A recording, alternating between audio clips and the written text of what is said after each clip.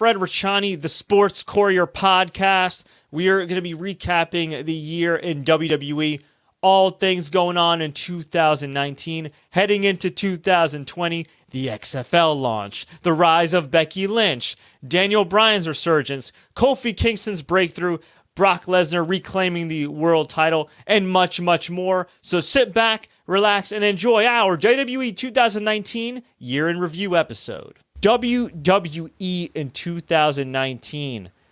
I gotta say, for a year in which these massive TV deals began, SmackDown 5-year deal for $2 billion, hundreds of millions of dollars for Monday Night Raw from USA Network. I think the NXT deal is like tens of millions of dollars from USA Network as well. WWE is making money hand over fist, but I feel like 2019, outside of some great matches, particularly in NXT, it's kind of just like a year for WWE, a dull year. I mean, it's cool that we saw Kofi Kingston emerge as champion. It's great that we saw women headline WrestleMania and Becky Lynch, getting her due, and that's awesome. And the women have been dominating and kicking ass and taking the spots that they deserve and they've earned, and I love that. I love the fact that it's just an afterthought now that a woman's headlining a Raw or SmackDown because, quite frankly, they are some of the bigger stars on the roster. Right. But, you look at this year, and it's had a lot of lull periods. I mean, Brock Lesnar is champion again. And I like Brock, but I'm just saying, again, Kofi Kingston reign didn't necessarily light the world on fire. Randy Orton, guys like that still on top. Just Baron Corbin. They did a whole storyline around this time last year about how Baron Corbin was a terrible wrestler and terrible for ratings, which I don't think he's a terrible wrestler, but his main event push did not do well in the ratings. That was true, which they made into a real storyline. And here we are a year later, they're still pushing this guy like crazy. And there's more talented guys out there. He's not bad. I'm sure he works hard. I'm sure he's a nice guy. But there's just so much other talent. Just in general, I feel like it's been a dull year in 2019 for WWE, outside of the cash flow and some occasional great matches. What do you think? I mean, on the business side, like I said, they're between. I never thought I'd see WWE on Fox's flagship station or making $2 billion. That's insane. And then the developmental league, I think the NBA wishes they can get on their G League can get on a platform like USA, you know? And it's not I don't think that's fair to call them developmental anymore, even though they're still going through that performance center to feed them into the roster. But it's weird. It's a weird year in influx for WWE. You had Kofi Kingston, which was one of the coolest moments in Mania. You had, the women headlining WrestleMania. Johnny Gargano, just insane match after insane match. He really is just a takeover. You had, Adam Cole, like a lot of positives. And then you went over some of them. I'm a huge Brock Lesnar stan. I don't get it. And the way they squashed Kofi, I mean, it makes sense because in real life, I don't care how good of a wrestler Kofi Kingston was at Boston College. I got a sneaky suspicion Brock is better.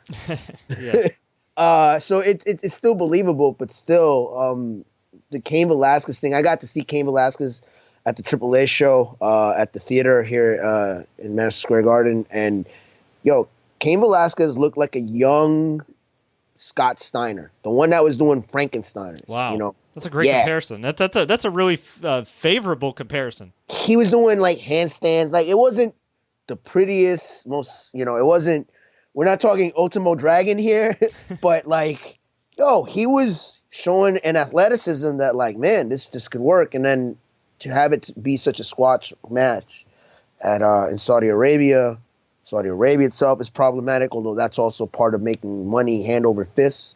The plane ride, a new plane ride from hell, but to me, for every good thing that they did, Kofi and Becky and Shayna Baszler and Survivor Series was really, really cool the way they incorporated NXT. There's still clunkers like Bray Wyatt and Hell in a Cell. How do you ruin Hell in a Cell? I never want to see that as a match again after the way that ended. I mean, and that's kind of been the feast or famine here for WWE. I think that wasn't a bad pay-per-view, but all anyone's ever going to remember was that horrible finale to Hell in a Cell. We're okay with seeing Mankind going over the cage. It's Seen it a million times. Hell, they use it to promote the thing. Sledgehammer to the face with all those ladders and stuff. All of a sudden, nuts. They stopped the match. It apparently wasn't a DQ. It was just a no contest. But yeah, right. This is a year where they had some great breakthroughs, like Becky, like Kofi, like even Bray at the beginning with the new Fiend character. I still love the Fiend character. And they just they fumbled a lot of these things with some dull feuds and. I mean, look, I do think to some extent, there's some talent needed to step up. Like I think Kofi, with all due respect to him, didn't step up in promos. His match quality didn't exactly go up, but he also didn't necessarily work with a whole lot of main event caliber guys. No. As far as like where they were at in the card, but you can make the argument it was 50-50. On one hand, WWE should have made him act a little more serious after he won the title, and then they should have probably given him some more guys at Randy Orton's level. But it speaks to a bigger issue too. Like you said, the clunker. It's like. They don't protect stipulations. Hell in a Cell. Like, how can you possibly care about Hell in a Cell next year? They don't protect a lot of main event guys. There's very few guys that are protected. I mean, outside of Brock and maybe Bryan, because Bryan's so great and he's damn near bulletproof. And I guess Bray to an extent, just because he no-sells everything. I mean, who have they really protected? I mean, Becky. I mean, look, even Kofi was protected most of the year. But then you squash him in 6 seconds. And I'm not saying he has to beat Brock. I'm just saying give him a little bit more than 6 seconds. Like give him I agree. Give him at least a few minutes. And you know what? If he loses to Brock in 6 seconds, all right. But at least have him cut a fiery babyface promo and have him like wrestle Brock in Saudi Arabia or something, or maybe on another SmackDown or at Survivor Series or something. Just at least give him some credibility. If you get squashed again, he gets squashed again. So be it. Let it be part of like a real sport. Let it be part of the career narrative, right? Yeah. Tito Ortiz, until Chuck Liddell was old as hell, could not beat Chuck Liddell. Let's just keep it real. He could never be a prime Chuck Liddell, right? That was absolutely. It's kind of like Daniel Cormier with John Jones. Like I was about to say that. That's the boogeyman. So in that sense, like that would have been cool. Like, okay, you want to have Brock just beat him? Okay, have him beat him, but beat him twice. Give him some credibility. Instead, they just shift him back to a tag team, and he's great with the New Day. But am I ever going to really take Kofi seriously as a main eventer again? That's going to be really tough to do. And, even with the people that they have pushed, that they have people protected, you got like a guy like Seth Rollins, who was in a boring feud with Baron Corbin, who's been given some really bad dialogue. He hasn't done himself any favors on social media. And I think, too, it's just a lot of these acts don't come off as that cool. And I think that's the other thing. Like, Bray appeals to people because he comes off a little cool.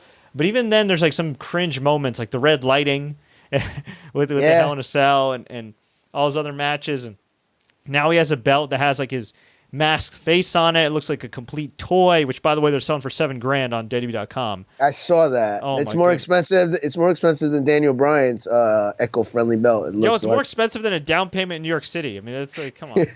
But yeah, they've had some great opportunities, but I feel like and look, they made some great strides at NXT. You mentioned Survivor Series. They put over NXT humongously, huge storytelling. Storytelling. They told.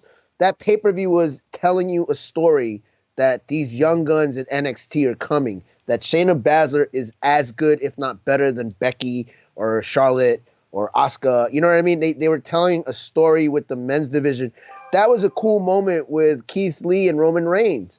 You know what I mean? Like, I want to see more of that. Yeah, but you know what? Those moments have become so few and far between, right? Like, okay, Kofi King. You know what's funny? We talked about Twitter before when we were going over AEW. Mm-hmm. They tweeted, I think it was the Fox Twitter account for WWE, tweeted out a graphic of what a 2019. And a majority of the pictures that they had in that tweet were from the month of WrestleMania. What's really gone down since then, excluding NXT, which has had some fire matches and angles?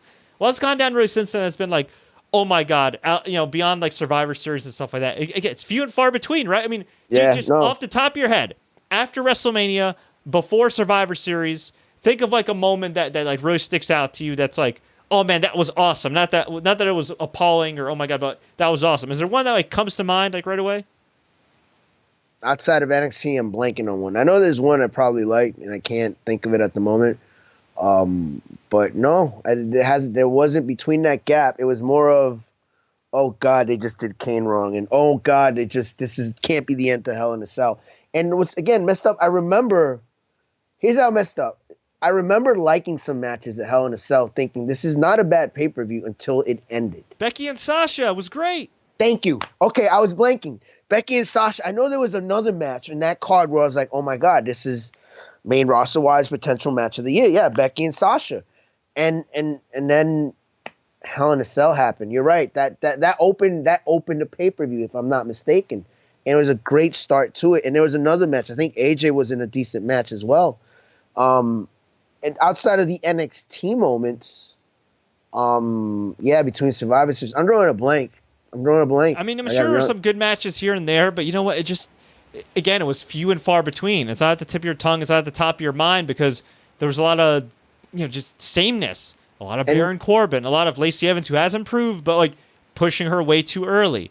A lot of the same matches over and over again. The 50-50 booking. We get Cedric Alexander getting pushed. Then next week, we get Humberto Carrillo being pushed. Then next week, it's another random mid-carder being pushed. What happened to Ali's push? Yeah, and a lot of people forget Kofi Kingston stepped in for an injured Ali. We don't even know if this was how it was supposed to happen.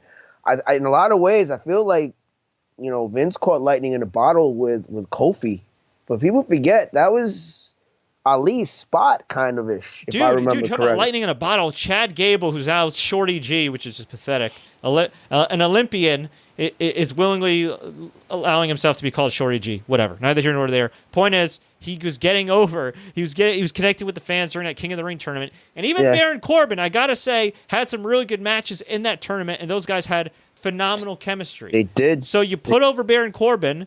And yet he's still coming off as such a goof. And look, if you're going to push Baron Corbin, even if I'm not the biggest fan of the guy, make him be taken seriously. Instead, it's like they take the crappiest lame material that just makes Vince McMahon giggle, and only Vince McMahon, and just give it to him. And they have these stupid angles like dog food, and he's doing all this thing like, oh, you're all my subjects, I'm the king. Like, just this crappy Sheamus King of the Ring 2010 starter kit. It's just brutal. Like, you know what? Baron Corbin, there was a time in NXT where Baron Corbin was just coming out, squashing dudes, and going to the back. And I think had Baron Corbin been brought up like that in the main roster where he just typically squashes dudes, gets over a few moves, is a badass, I think that's fine because he's a deceivingly big guy. Like, if you're going to put badass finisher, too. Yeah, I'm not a huge fan of his, but there's ways you could accentuate his positives, and instead you just leave him out there forever. And then Chad Gable, he started gaining some momentum. What's he doing now? Yeah. That's a story like every year. They have a new guy. Apollo Crews, let's push him for a couple weeks. Let's move him back down the card. And that's the thing. Like, I don't, they got a lot of talent there that could probably use a change of scenery. I think someone like Shorty G, because I can't call him anything else now. It's just so ridiculous. But I feel like even with that Shorty G moniker, he could do well in AEW. Like, Or in Japan. Oh my God! Can you imagine Shorty they'd love G him in New Japan? Oh, they'd love him in New Japan. That strong style in the junior heavyweight division, he'd put on classics with Will Ospreay. He'd put on classics with Shinjo. There's certain guys, going to what you were saying earlier, maybe that's why Buddy Murphy versus Roman Reigns kind of stood out. By the way, are we noticing a pattern here that Roman Reigns kind of plays well with these young kids, even though he's the biggest dog in the yard, and he's going to get the W. Roman Reigns has been unbelievable this past year, and let me tell you something that it's a testament to him getting back in ring shape and overcoming cancer again, and being able to do his thing. But it's also a testament to how bad WWE booking is, where even though he is a big star and the crowd is finally positively reacting to him, it's a testament to how bad WWE booking is that he isn't a bigger star after coming back from cancer, after saying, I'm in remission, y'all. And it's a testament to how incompetent WWE booking is that he hasn't been world champion since he's come back. And maybe they're building it up to WrestleMania and want to wait it out some more. But to me, when you have a guy like that that's marketable, I was in not Fast and Furious, the spin-off Hobbs and Shaw, and he's he's got all the tools he's always had, but I feel like he's just leveled up his game, and he finally kind of has that respect with the audience. Like, this is the time to strike the iron while it's hot. And I have a feeling what they're going to do is they're going to put him in some awful feud with Bray Wyatt, unless Daniel Bryan can save us from the Fiend title reign. And, he'll eventually win the title, but it's going to be, I feel like it'll be similar to kind of the other title wins he had, where it's like, okay, he's champion. Anticlimactic. Yeah, now what? And to me, he's a guy, like, right now, like, Brock Lesnar's awesome, but Brock Lesnar is sporadic, and we've seen the Brock Lesnar show for years and years. I think SmackDown would benefit greatly from a Roman Reigns title run, just holding on to the title, giving him a Cena-like reign, but giving him some badass opponents to work with. And I think that's been one of the biggest issues Roman Reigns has had since he's been a single star.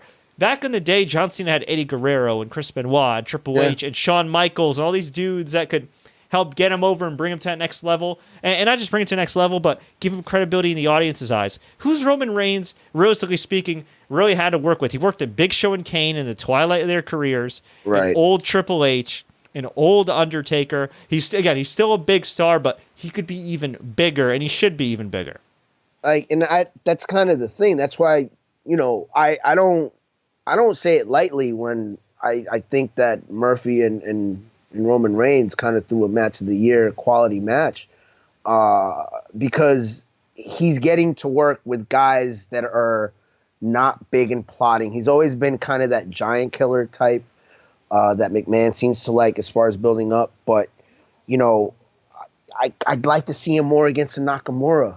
And maybe it's not Nakamura that gives you 60 at the Tokyo Dome, but I think Nakamura and Roman can throw a damn good match by WWE standards. And again, I grade it on a curve because it's all different wrestling. I can't grade Roman on an Okada curve. Okada, they let him go 60.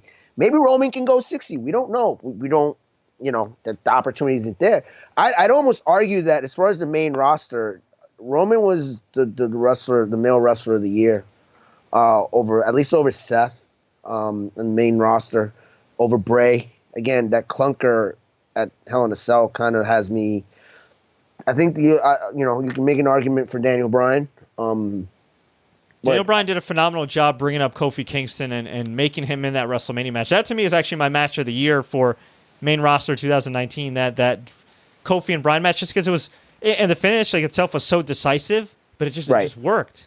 Yeah. That was a way to get over a guy. Daniel Bryan, to me, he's kind of like, maybe Roman's like the wrestler of the year for WWE outside of Adam Cole as far as main roster goes. Right. But I think Bryan might be the wrestler of the decade just because of how he's been so versatile, and he, in some ways, is kind of like a modern Flair in a sense that he's great at getting over anybody he's in the ring with. He's great at making all his opponents look good, from Eric Rowan to Luke Harper to Roman Reigns a few years back. He even managed to have a decent match with Bray with that red lighting at Survivor Series. He got over Kofi Kingston twice between Elimination Chamber and WrestleMania. He's done an unbelievable job over the years of just bringing opponents to another level and making people care.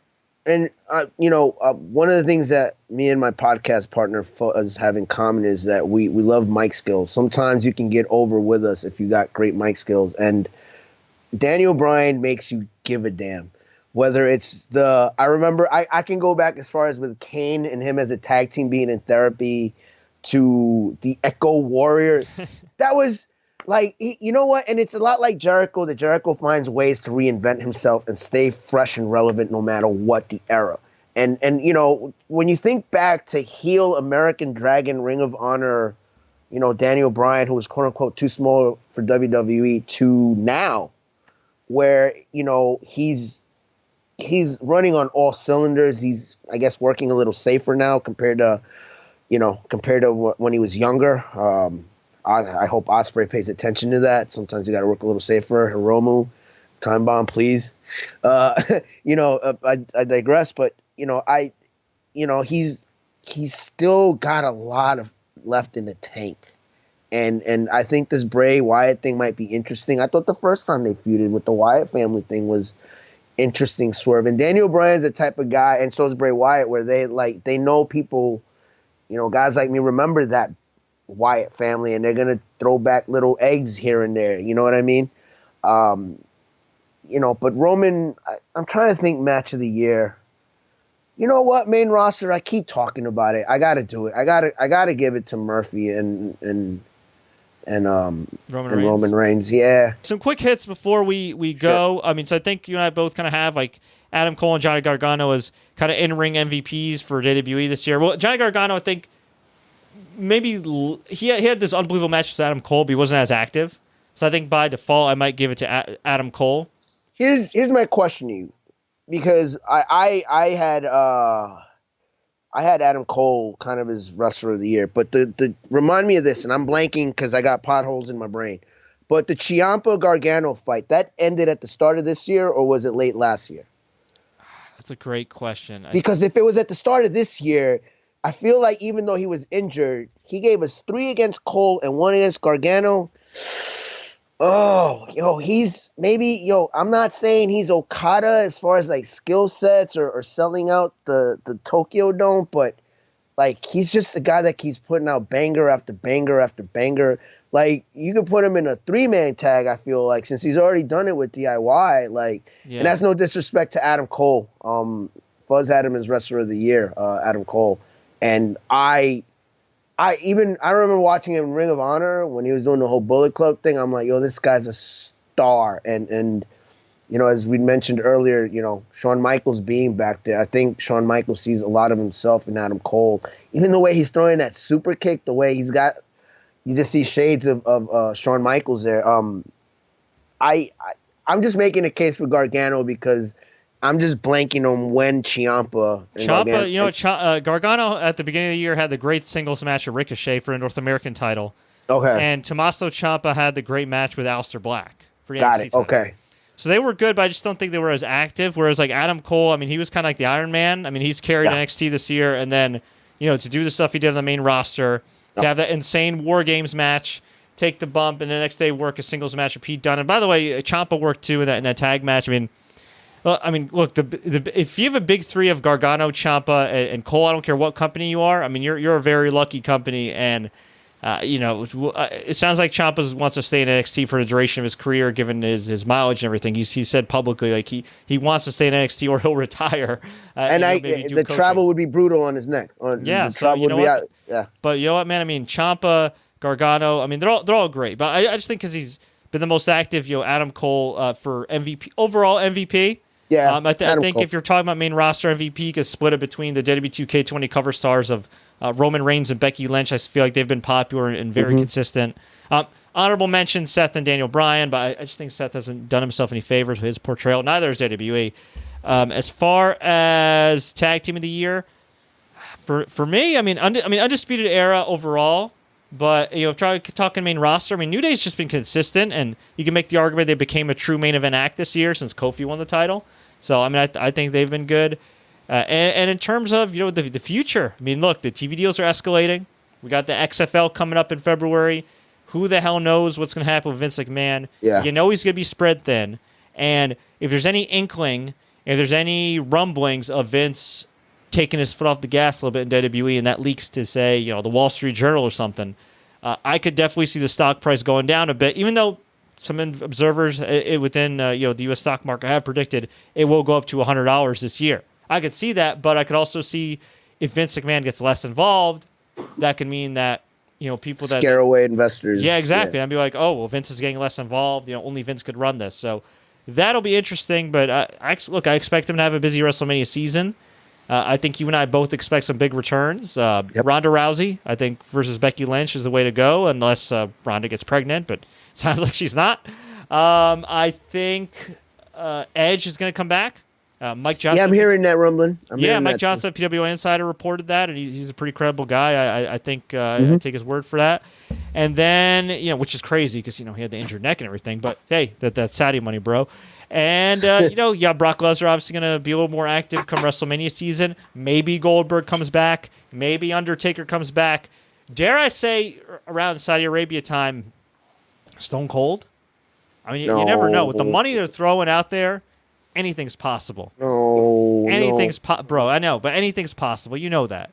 Anything's possible. It must be great to be so rich that you can bring back your favorite wrestlers out of retirement. Like, I can't picture being that rich.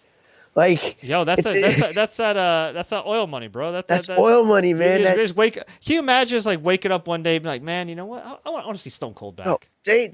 No, this oil money, they're building cities in the middle of a desert for a World Cup. They built a stadium out of scratch for that Anthony Joshua fight. They got the WWE wrapped around their finger. Like, they're probably going to bring back the ghost of Luthez to battle like the ghost of Bruno Sammartino and hologram. Like, it's like the Tupac hologram. They'll get like a Bruno Sammartino hologram, I don't know. Hey, Guerrero hologram. Yeah. Nothing surprises me anymore. Yo, if they get Stone Cold out of retirement, that's Saudi money. They must have got him a bionic neck.